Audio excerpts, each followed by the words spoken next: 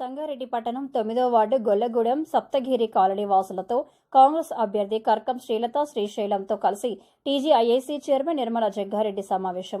అందరికీ అందుబాటులో ఉండి 9వ వార్డు అభివృద్ధి లక్ష్యంగా పనిచేస్తున్న శ్రీలత శ్రీశైలంను కాలనీ వాసులు ఆశీర్వదించి కౌన్సిలర్గా గెలిపిస్తే కాంగ్రెస్ ప్రభుత్వంలో జగ్గారెడ్డి సహకారంతో 8 కోట్ల నిధులతో వార్డులోని అన్ని సమస్యలు పరిష్కరిస్తామని నిర్మల జగ్గారెడ్డి తెలిపారు.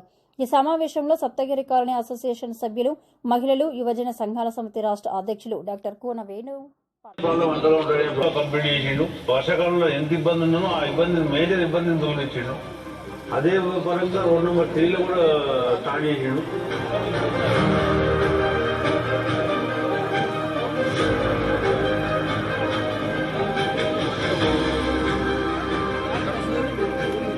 ఈ రాబోయేటువంటి ఎలక్షన్లో నేను మీ అభివృద్ధి పనులు పూర్తి చేస్తూ ఇన్ని అభివృద్ధి పనులు చేసినటువంటి శ్రీశైలం గారికి ఒక అవకాశం ఇవ్వాల్సిందిగా అందరినీ కోరుచున్నాను. సో ప్రజలందరూ ఆయనకు సహకారం చేయాలని కోరుకుంటున్నాం. ఒక్క అవకాశం శ్రీశైలం గారి కోసం ఇచ్చి చూద్దాం. ఒక్క అవకాశం శ్రీశైలం గారి కోసం.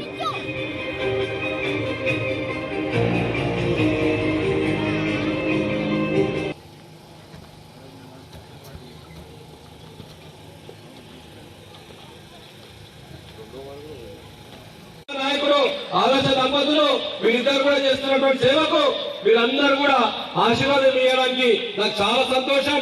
ఒక కాలనీ మొత్తము ఒక ఉన్న సప్తగిరి కాలనీలో ఉన్న వార్డు నెంబర్ 9 ఏమైనా కొత్త ఉన్నదా, ప్రత్యేకంగా ఉందా, ఏమన్నా ఆలోచన చేయాలి. నాకే సంతోషం ఏంటంటే ఇంతమంది కుటుంబ సభ్యులు చూస్తుంటే మా నిర్మలక్క కడుపు నిండిపోయింది. ఇంత అద్భుతమైనటువంటి, ఇంత మంచి మనసు ఉన్నటువంటి, మనసు ఉన్నటువంటి, గొప్ప ఆలోచన ఉన్నటువంటి ఒక సప్తగిరి కాలనీ నిజంగా ఒక ఆలోచనవంతమైన కాలనీ అయితే విషయాన్ని కూడా మరొకసారి మీకు అందరూ కూడా హృదయపూర్వకంగా తెలియజేస్తున్నా. కర్కం శ్రీలత అదేతున్నదో దాంట్లో మనకి ఏం గుర్తున్నదండి? మనకు గట్టిగా చెప్పుడే కదా, చేతి గుర్తుందా లేదా? మనం పని చేయాలంటే మనకి ఏం కావాలి? మనం ముంగడుకోవాలంటే మనకి ఏం కావాలి? ఇప్పుడు మనకు ఆల్రెడీ 8 కోట్ల రూపాయలు శాంక్షన్ అయింది. మనకు తెలుసా? మనకు 8 కోట్లు 300 కోట్ల రూపాయలు హెచ్ఎండి ఫండ్ నుంచి తూర్పు జయప్రకాష్ రెడ్డి గారు మనకు సంగారెడ్డి పట్టణానికి 300 కోట్ల రూపాయలు తీసుకొచ్చిండు. అలా 8 కోట్ల రూపాయలు మన వార్డు సంబంధించినటువంటి కర్కం శ్రీలత గెలవగానే 9 కోట్ల రూపాయలు వస్తుంది. ఆల్రెడీ అండర్ గ్రౌండ్ సంబంధించినటువంటి డ్రైనేజ్ సంగారెడ్డి ఎక్కడ ఉన్నదో నాకే తెలియగానే 9వ వార్డులో కూడా ఆ వార్డు చూస్తుంటే నాకు అమెరికా, బొంబాయి, ఢిల్లీ, కలకత్తా అనేటువంటి దాని మీద నేను మైమర్చిపోయిన. ఫస్ట్ చూసినప్పుడు ఒక రకంగా ఉన్నది, తర్వాత చూసి ఇంకో రకంగా ఉందంటే ఇది మన శ్రీశైలం దగ్గర కూడా మల్లాల స్వామి ఆశీర్వాదం గట్టిగా ఉన్నట్టుంది. చేతులు ఎత్తున్నారు మీరు అక్కడ చూడు, మీరు లైట్ పెట్టే మీరు అక్కడ రాదు, అక్కడ కూడా చేతులు ఎత్తున్నారు. అక్కడ వాళ్ళు కూడా చూడు, ఇంకకు ముంగడ చేతులు ఎత్తి చేతి గుర్తుకే ఒకసారి గట్టిగా అంతా మన మొత్తం సంఘాన్ని మొత్తం ఇంపాలి, మన జగన్ కూడా ఇంపాలి, నిర్మలక కూడా ఇక్కడ ఉంది కనుక మనకి 8 కోట్లకు ఇంకెన్ని కోట్ల అభివృద్ధి పనులు ఇస్తారు కనుక ఒకసారి అందరూ యాదగిరి నువ్వుంటే. నమస్కారంలో 9వ వార్డు కర్కం శ్రీలత శ్రీశైలం కౌన్సిలర్ గా పోటీ చేస్తున్నాను కాంగ్రెస్ పార్టీ నుంచి. అయితే ఇక్కడికి వచ్చిన పెద్దలందరికీ గెలిపించాలని కోరుకుంటున్నాను. అయితే శ్రీశైలం గారు ముందుగానే మన కాలనీ కోసం అండర్ డ్రైనేజ్ కానీ మరియు ఆర్టీసీ కాలనీలో బతుకమ్మ సంబరాలను కానీ ఎన్నో పనులను తన సొంత నిధులతో నిర్వహించారు. వాళ్ళు అలాంటి నాయకుల్ని మనలో ఉండి తనతో పనులు చేయించుకుంటూ ఆ మనిషిని మనలోనే ఉండాలని కోరుకుంటూ తనకందరూ చేతి గుర్తుకు ఓటేసి గెలిపించాలని కోరుకుంటున్నాను. వాడికి రావడం జరిగింది. మరి కాంగ్రెస్ పార్టీ అభ్యర్థి శ్రీలత అన్ని కూడా మనం చూసినాం, కండ్లకు అద్దినట్టుగా. మరి ఎవరో చెప్తే అది నిజమా, నమ్మాలా నమ్మొద్దు అనే విధంగా ఉండే పనులు ఉంటాయి. కానీ ఇక్కడ స్పెషల్గా మరి వేణు మాట్లాడినా ఇంకా మాటలు రావు నాకు నిజంగా. మత్తులోకి వెళ్ళిపోతాం. మత్తు లేకుండా మనం ఏం తీసుకోకున్నా మనమే, కానీ మన మైండ్ ఇక మత్తులో ఉండిపోయి ఇంకా చాలు, ఇక ఏమి ఎక్కువ ఇంకా అన్నట్టుగానే ఉంటుంది. మరి ఆ వాయిస్ అట్లుంటుంది, ఆ ఉచ్చారణ అట్లుంటుంది. మరి ముఖ్యంగా మరి శ్రీశైలం చాలా కష్టపడుతున్నాడు.